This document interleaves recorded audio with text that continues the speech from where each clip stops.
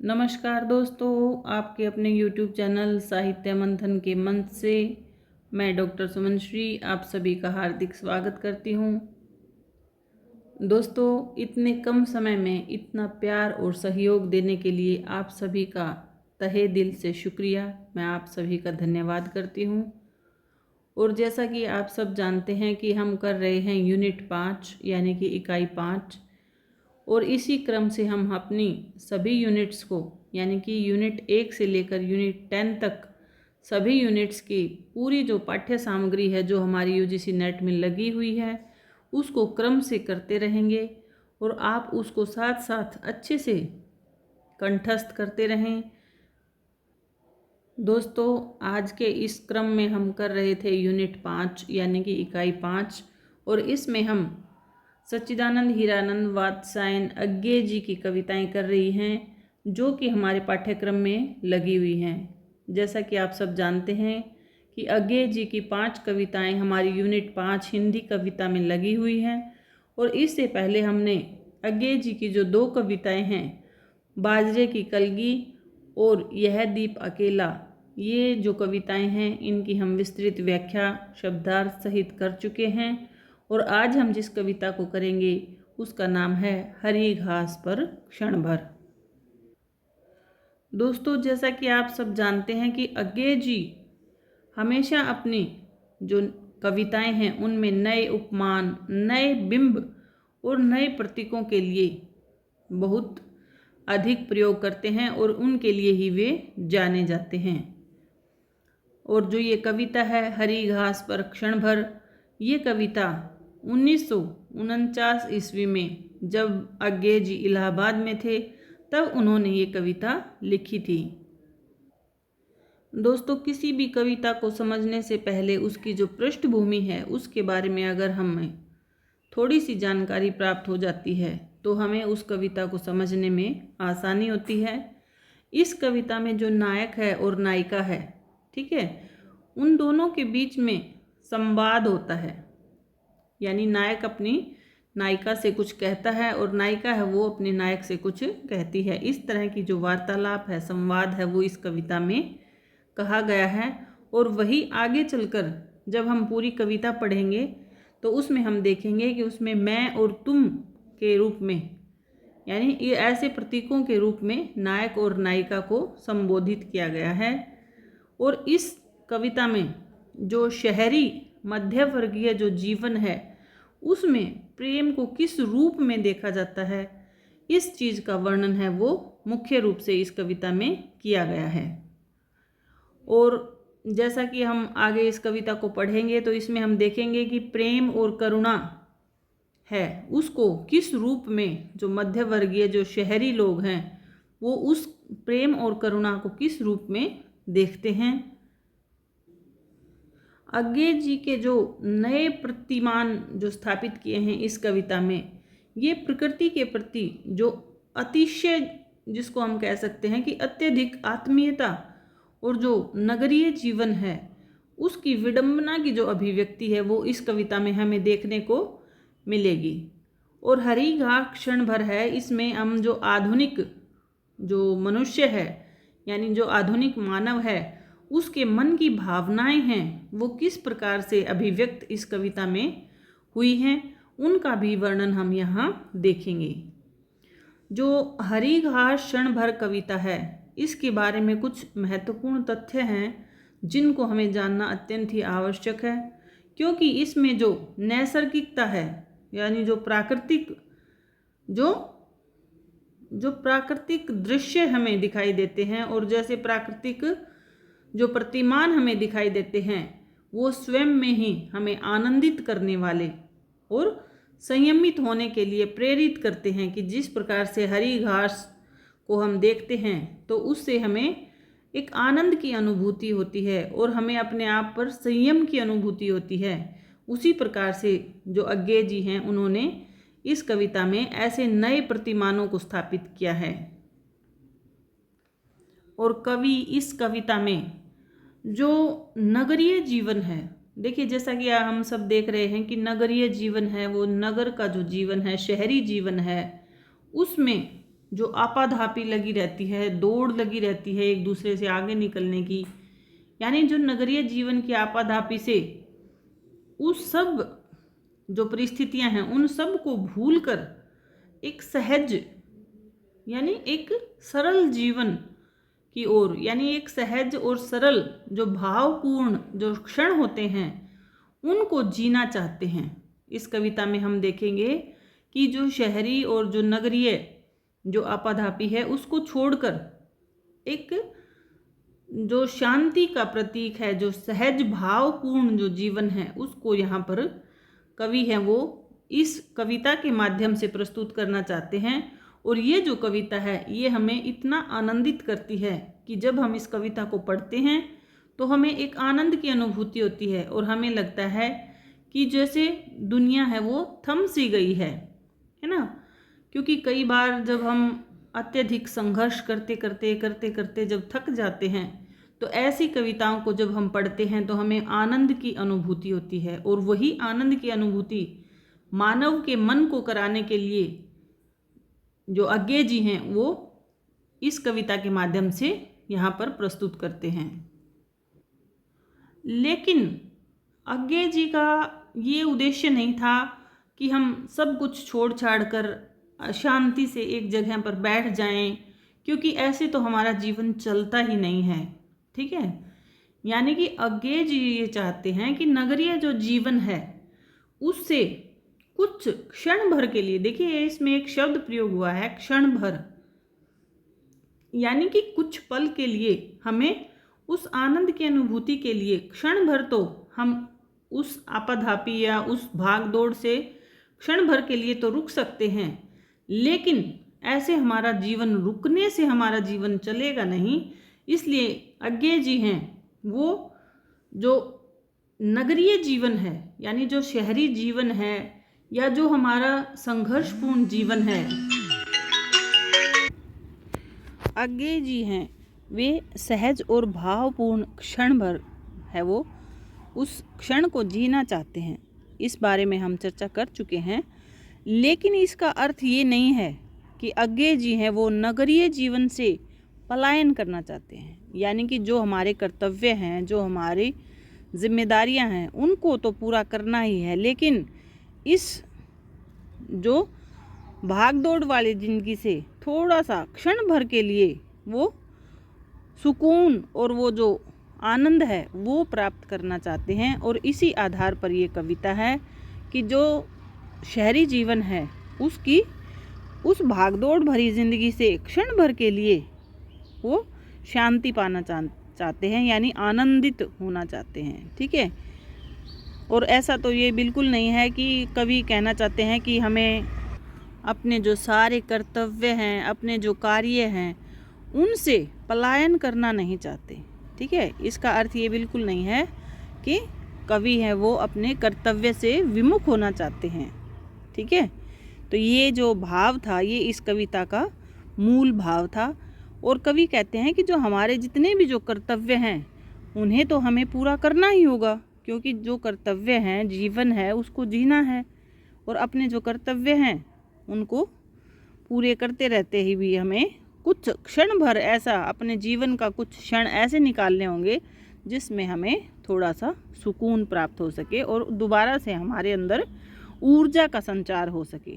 ठीक है, तो इस चीज़ की और ये संकेत कविता ये कर रही है। ठीक है, और अपनी जो प्रियतमा है उससे कहते हैं, यानी इस जो कविता में है वो संवाद शैली का प्रयोग किया गया है कि एक जो प्रियतम कह सकते हैं और उसकी प्रेयसी है उनके बीच संवाद चलता है और वही आगे चलकर मैं और तुम के रूप में हमें दिखाई देता है। कि कवि क्या कहते हैं इस कविता में कि हम अपने अतीत की जो मधुर स्मृतियां हैं, यानी जो अतीत में हमारे जितनी भी जो मधुर जो मीठी यादें हैं उनमें डूब जाएं, किंतु अतीत में इतना भी न डूबें, है ना, कि वर्तमान को भूल जाएं। ठीक है, यानी अतीत में डूबकर हम ऊर्जा का ग्रहण कर लें, यानी उस अतीत के जो हसीन जो पल थे जो हमने अतीत में व्यतीत किए थे और जो अतीत में हमने उन पलों को जो हमें आनंदित कर रहे थे उनमें हम थोड़ी क्षण भर के लिए डूब जाएं, लेकिन उनसे हम ऊर्जा प्राप्त करके वापस वर्तमान में आ जाएं। ये भाव है अज्ञे जी का इस कविता का। इस प्रकार से ये जो सारी चर्चा हमने अभी तक की है, ये इस कविता की पृष्ठभूमि है। और जब तक हमें पृष्ठभूमि समझ नहीं आएगी, हम कविता को पढ़ लेंगे, उसके शब्दार्थ कर लेंगे, उसकी व्याख्या कर लेंगे, लेकिन उसके जो भाव हैं, जो उसकी गहराई है, उसको समझ नहीं पाएंगे। इसलिए हमें किसी भी कविता की जो पृष्ठभूमि है कि वो कविता रचने का जो उद्देश्य है वो क्या है, उसको समझना अत्यंत ही आवश्यक है। तो इस जो कविता है हरी घास क्षण भर पर, इसके बारे में कुछ महत्वपूर्ण तथ्य हैं, इनको भी हम थोड़ा सा एक बार पढ़ लेते हैं। हरी घास पर क्षण भर अज्ञे जी की एक प्रमुख कविता संग्रह है। देखिए, ये जो हरी घास क्षण भर है, ये एक कविता संग्रह भी है, और इसी कविता संग्रह से ये कविता है जिसका नाम है हरी घास पर क्षण भर। और इस कविता संग्रह में हरी घास क्षण भर भी एक कविता है। यह कविता इलाहाबाद में 14 अक्टूबर 1949 को रची गई थी। ये आप याद रखेंगे, ठीक है। एक तो आप ये याद रखेंगे कि हरी घास क्षण भर ये एक कविता संग्रह है, और इसी की जो कविता है उसका नाम भी हरी घास क्षण भर पर है, और ये 14 अक्टूबर 1949 ईस्वी को रची गई थी। अज्ञे हैं वो प्रयोगवादी कवि हैं, ये सब हम जानते हैं। अतः उनकी कविताओं में प्रयोग का होना तो स्वाभाविक है। यह कविता अज्ञे की नई चेतना का प्रतीक है, ठीक है। और यह एक प्रकृति बोध की कविता है, क्योंकि देखिए हरी घास क्षण भर यानी हरी घास ऐसे प्रतिमानों का प्रयोग है। ये क्या है, एक प्रकृति बोध की कविता है। अज्ञे की कविताओं में प्रकृति का रंग मानव के रंग में रचा बसा हुआ है। प्रकृति के प्रति मानवीय होने की आकांक्षा कवि के हृदय में बसा है। वह प्रकृति की तरह सहज जीवन बिताने की ओर जोर देते हैं। जैसे प्रकृति है वो एक सहज रूप में सबको आनंदित करती है, ऐसे ही अज्ञे जी भी चाहते हैं कि हम भी एक सहज जीवन व्यतीत करें और सबको आनंदित करते रहें, ठीक है। यानी प्रकृति की तरह ही एक सहज जीवन, यानी कि जिसमें कोई दिखावा ना हो, सहज जीवन बिताने पर अज्ञे जी हैं वो जोर देते हैं। और जो एक सच भी है, क्योंकि जो व्यक्ति सहज जीवन को अपनाता है वो जीवन में कभी भी उदास या परेशान नहीं होता। और जो दिखावा और ये सब चीज़ों में जो लगे रहते हैं ना, उनको फिर धीरे धीरे परेशानियों का सामना करना पड़ता है, ठीक है।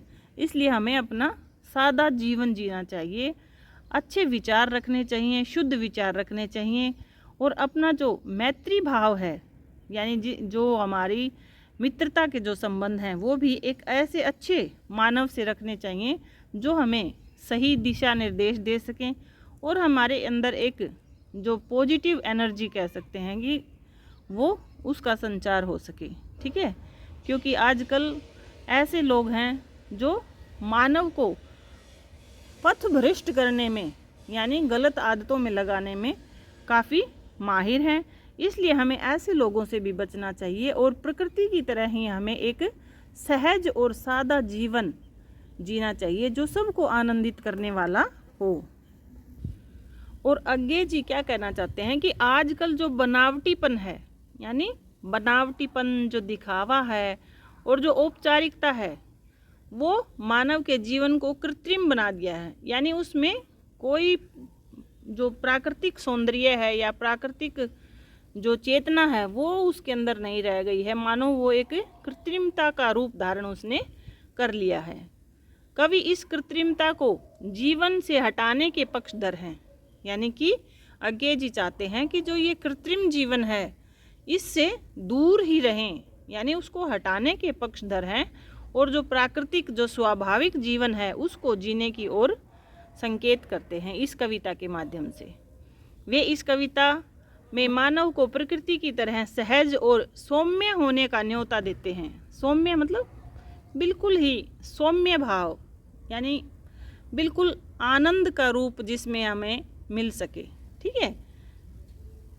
और इस कविता के माध्यम से वे क्या क्या कहना चाहते हैं। देखिए, ये जो सारी बातें हैं ना, ये इसकी पृष्ठभूमि है, यानी कि इस कविता के लिखने का उद्देश्य क्या है, कवि हैं वो इस कविता के माध्यम से क्या कहना चाहते हैं, ये सब बातें हैं, ये हमें इसकी पृष्ठभूमि से ज्ञात होती हैं। ठीक है, तो चलिए हम अब इस कविता को भी देखते हैं। आप सब ये तो जान चुके होंगे कि जब भी हम कोई कविता करते हैं तो उसका हम सबसे पहले उस कविता के लिखने का जो उद्देश्य है वो पता करते हैं, उसकी जो पृष्ठभूमि है कि कैसे वातावरण में वो लिखी गई थी उसके बारे में जानते हैं। फिर हम अपनी कविता का सस्वर वाचन करते हैं, उसके शब्दार्थों को जानते हैं और उसके भाव को जानते हैं और उसकी अच्छे से व्याख्या को कंठस्थ करते हैं, ताकि उसमें जो हमारे एग्ज़ाम में किसी भी तरह से अगर घुमा कर भी कोई क्वेश्चन पूछ लिया जाए, कोई प्रश्न पूछ लिया जाए, तो उसका हम सहजता से और सरलता से उसका आंसर है वो दे सकेंगे। ठीक है, तो ऐसे ही हम सभी कविताओं को ऐसे ही हम करते हैं और इसी क्रम से हम अब इसका पहले सस्वर वाचन करते हैं। आओ बैठें, आओ बैठें इसी ढाल की हरी घास पर, माली चौकीदारों का यह समय नहीं है, और घास तो अधुनातन मानव मन की भावना की तरह सदा बिछी है हरी, न्योती कोई आकर रोंदे। आओ बैठो तनिक और सट कर, कि हमारे बीच स्नेह भर का व्यवधान रह, बस नहीं दरारें सभ्य शिष्ट जीवन की, चाहे बोलो चाहे धीरे बोलो, स्वगत गुनगुनाओ चाहे चुप रह जाओ, हो प्रकृति तनो मन कटी छटी उस बाढ़ सरीखी, नमो खुलो खिलो सहज मिलो, अंतः स्मित अंतः संयत हरी घास सी, क्षण भर भुला सकें हम, कितनी देर, क्षण भर, जीवन तो ऐसे ही चलता रहेगा लेकिन क्षण भर उन सब चीज़ों को हम भुला सकें, ऐसा कवि कहते हैं। नगरी की बेचैनी बुदकती गुड़मुड़ अकुलाहट, और न माने उसे पलायन, क्षण भर देख सकें आकाश धरा दूरवा मेघाली, पौध लता दौलती फूल झरे पत्ते तितली भुनगे, फुनगी पर पूंछ उठाकर इतराती छोटी सी चिड़िया, और न सहसा चोर कह उठे मन में प्रकृतिवाद संकलन, क्योंकि युग जनवादी।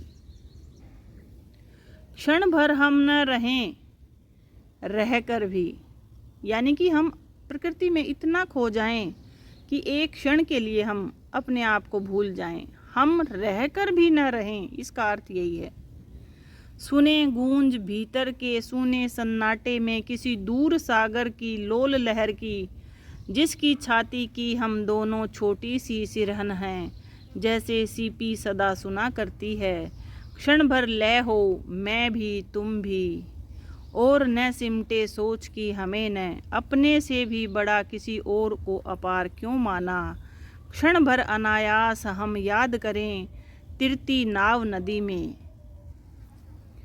धूल भरे पथ पर आषाढ़ की भबक झील के साथ तैरना, हंसी अकारण खड़े महावट की छाया में, वदन घाम से लाल स्वेद से जमी अलक लट चीड़ों का वन, साथ साथ दुलकी चलते दो घोड़े, गीली हवा नदी की फूले नथुने भुर्राई सीटी स्टीमर की, और खंडहर ग्रंथि अंगुलियां बांसे का मधु, डाकिये के पैरों की चाप, अध जानी बबुल की धूल मिली सी गंध, झरा रेशम शिरीष का कविता के पद, मस्जिद के गुंबद के पीछे सूर्य डूबता धीरे धीरे, झरने के चमकीले पत्थर मोर मोरनी घुंघरू, संथाली झूमुर का लंबा कसक भरा आलाप,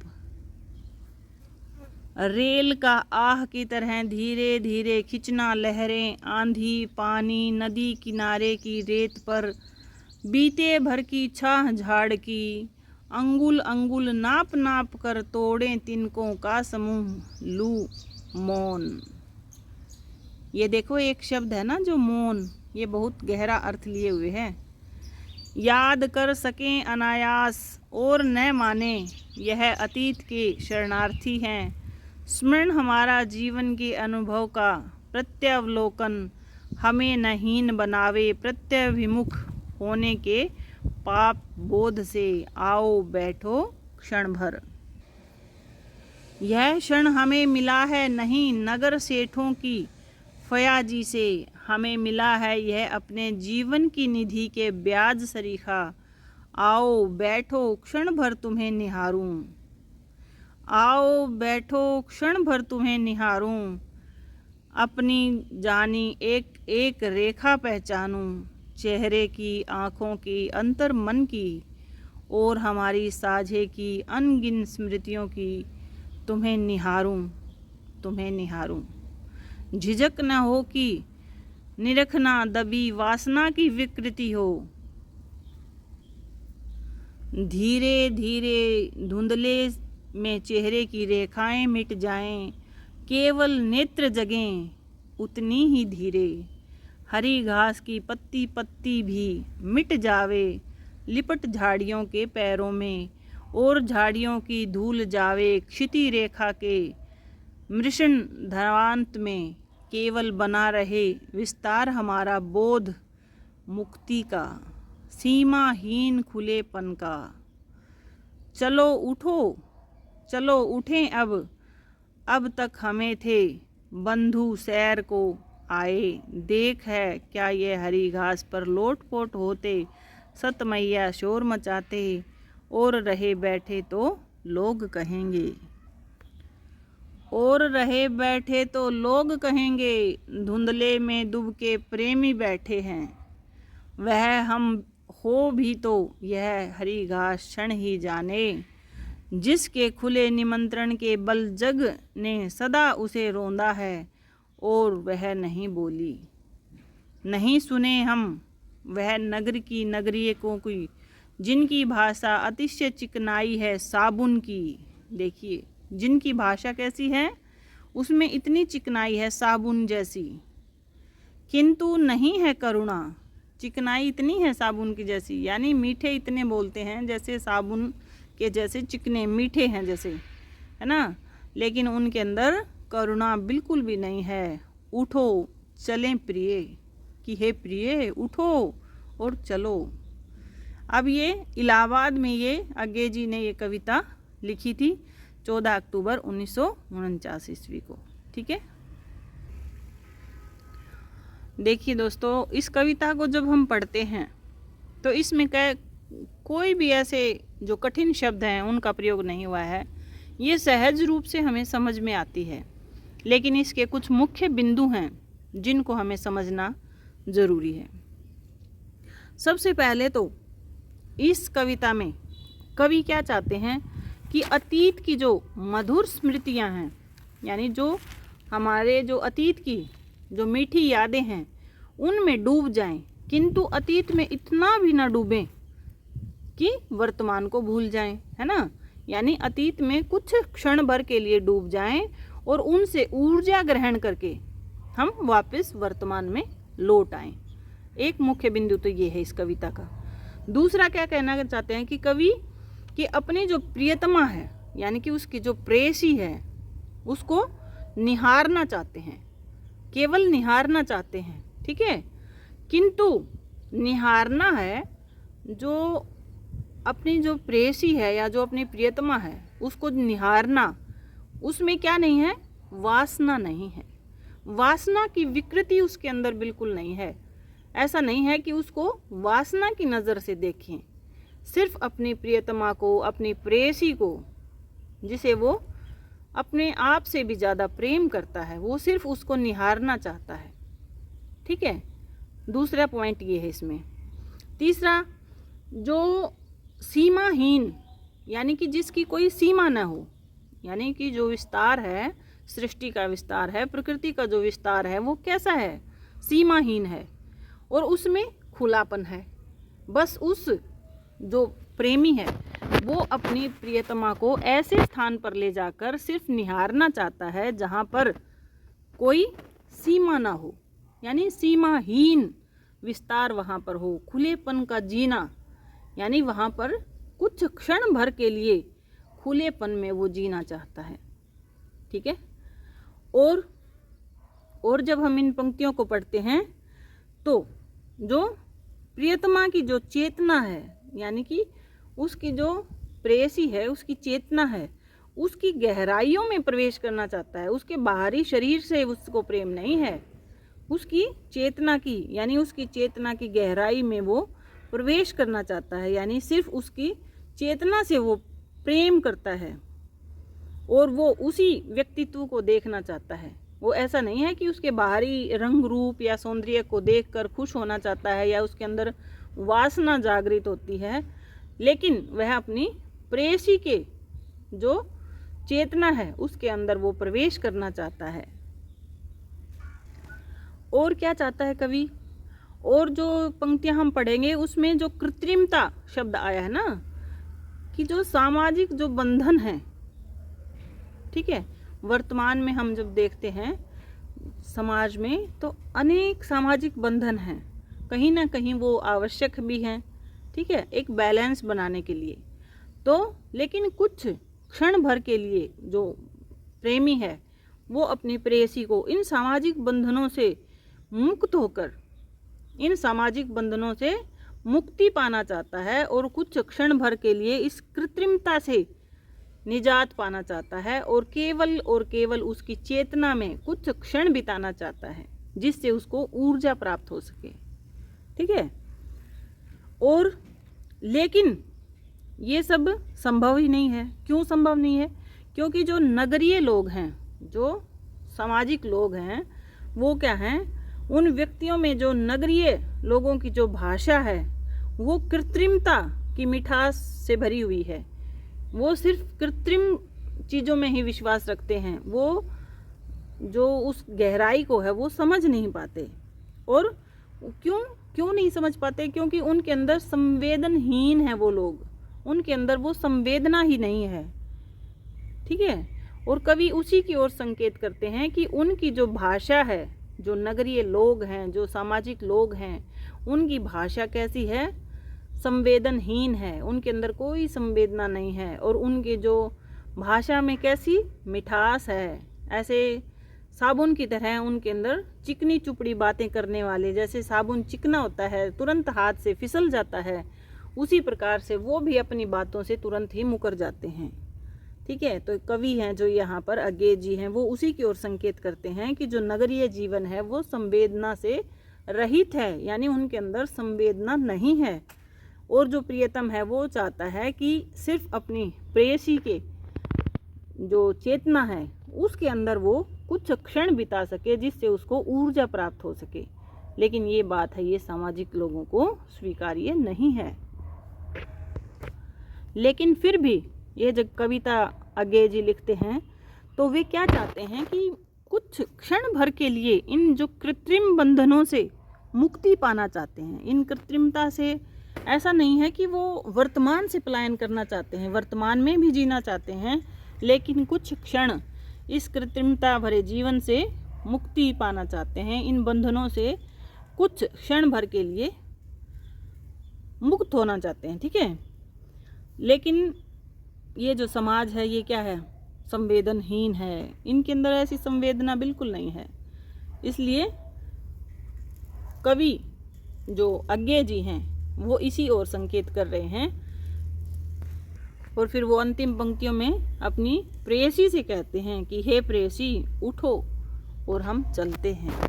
यानी कि कुछ क्षण भर के लिए हम इन कृत्रिमता भरे जीवन से मुक्त होकर कुछ क्षण भर अपने वर्तमान के जिए हुए जो क्षण हैं, जो मधुर क्षण हैं, उनको याद करके हम अपने अंदर ऊर्जा का संचार करते हैं। और थोड़ी देर के लिए भले ही क्षण भर, ये क्षण भर है ना, ये जो शब्द, ये बहुत गहरा असर लिए हुए है इस कविता में। क्षण भर के लिए ही सही हम उस कृत्रिमता से मुक्त हो सकें, इसलिए उस हरी घास पर कवि हैं वो क्षण भर के लिए बैठना चाहते हैं। ठीक है, तो ये कविता का मुख्य सार था। इसमें कुछ और पंक्तियां हैं जो इसकी समीक्षा अच्छे से करती हैं, वो भी हम एक बार देख लेते हैं। इस कविता में हरी घास जो है वो कवि के निजता का प्रतीक है। हरी घास कैसी है? उसकी निजता, अपनेपन का प्रतीक है, क्योंकि हरी घास सुकून देती है। जो अपनापन होता है ना, वो क्या देता है? हमें सुकून देता है। और यहाँ वर्तमान का महत्व की भी आंका गया है, जिसका मनुष्य को शहरी व्यस्त जीवन में प्राय अनुभव नहीं होता है। ठीक है, जिस में मनुष्य सामाजिक बंधनों और शहरी जीवन की यांत्रिकताओं और अपनी संस्कारगत वर्जनाओं को भूलकर क्षण भर सहज और मुक्त मन से प्रकृति की गोद में बिता सके। यानी कि क्षण भर के लिए मुक्त मन से, ऐसा नहीं हो कि मन है वो बंधनों से बंधा हुआ है और क्षण भर उस घास पर बैठने से भी कोई फायदा नहीं होगा। मन मुक्त होगा जब तभी उस प्रकृति की गोद में वो क्षण भर है वो बिता सकेंगे।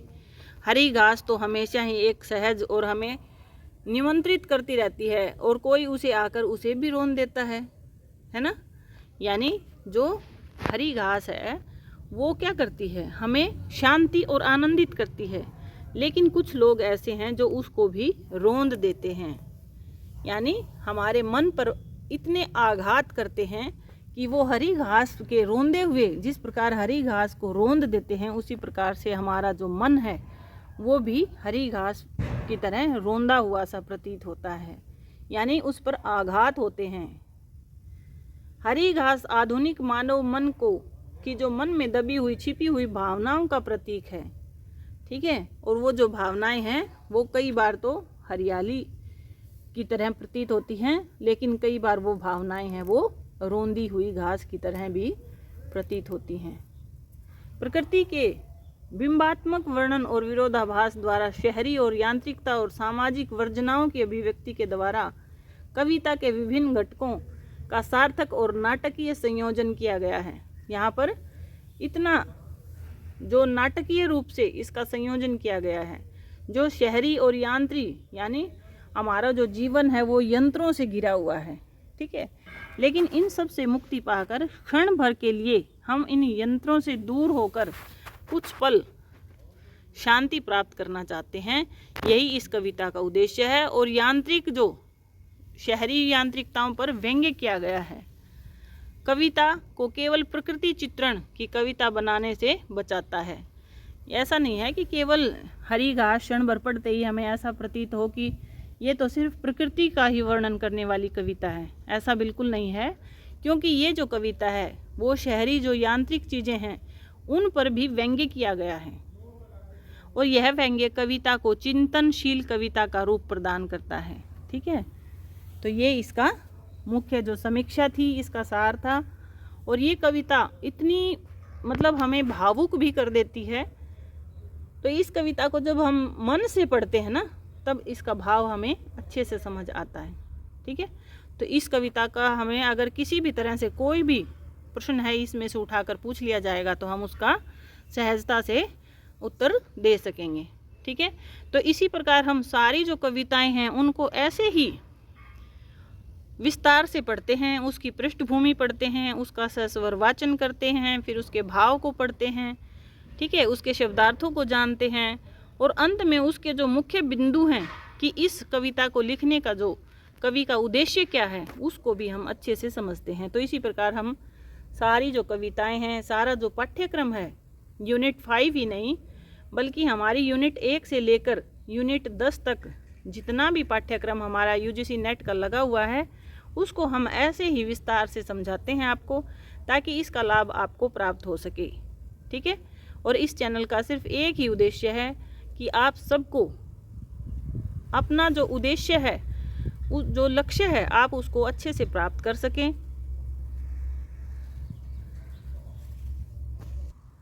दोस्तों, आप जब भी कोई भी कविता है या कोई भी चैप्टर जो भी आप पढ़ते हैं, आप उसमें इतना खो जाएं कि आपको ये आभास ही ना हो जैसे आप मानो कि उस कवि की जो संवेदना है, जो कवि जो उस कविता में कहना चाहता है ना, उसको आप इतनी गहराई से समझ पाएँ, तभी आपका कविता पढ़ने का अर्थ सार्थक होगा। केवल आप परीक्षा की दृष्टि से ही इन कविताओं को ना पढ़ें, क्योंकि ये हमारे जीवन में जो चिंतनशीलता है और जो दृष्टि है हमारा जो दृष्टिकोण है, किसी चीज़ को देखने का जो दृष्टिकोण है, उसको भी विकसित करता है। ठीक है, तो ये जो सारी चीज़ें हैं ये हमारे सिर्फ एग्ज़ाम की दृष्टि से ही नहीं, जब हमारा इंटरव्यू होगा ना, तो उसमें हम उन चीज़ों को एक्सप्लेन भी कर पाएंगे। अगर किसी चीज़ के बारे में, अज्ञे जी के बारे में पूछ लिया जाए, तो हमें अगर उनके पता रहेगा कि वो किस चीज़ों का वर्णन अपनी कविताओं में करते हैं, वो कौन सी प्रयोगवादी कवि हैं, नई कविता के कवि हैं, नए प्रतिमानों का प्रयोग करते हैं, अगर हमने उनके बारे में अच्छे से पढ़ लिया है तो हम उसका कहीं भी उसका वर्णन है वो कर सकेंगे। ठीक है, तो चलिए, यही उद्देश्य था मेरा इस कविता को पढ़ाने का, और ऐसे ही हम अगली कविताओं को भी पढ़ते रहेंगे। अज्ञे जी की अब तक हमने 5 जो कविताएं हैं वो हमारे पाठ्यक्रम में लगी हुई हैं। जो 3 कविताएं हैं वो हम इसी प्रकार से कर चुके हैं। बाजरे की कलगी, ये दीप अकेला, और आज हमने जो कविता करी है हरिघास क्षण भर। आगे ऐसे ही 2 कविताएं और हैं, और इनकी एक जो सबसे लंबी कविता है वो असाध्य वीणा है। उसकी जो वीडियो है वो थोड़ी सी लंबी हो सकती है, क्योंकि हमें छोटी या लंबी वीडियो से कोई मतलब नहीं है, हमें उस चीज़ को, हमें जो भाव है उसको समझना अत्यंत ही आवश्यक है। ठीक है, तो चलिए मिलते हैं अगली कविता के साथ नेक्स्ट वीडियो में। तब तक के लिए पढ़ते रहिए और अच्छे से उनको समझते रहिए। धन्यवाद। जय हिंद।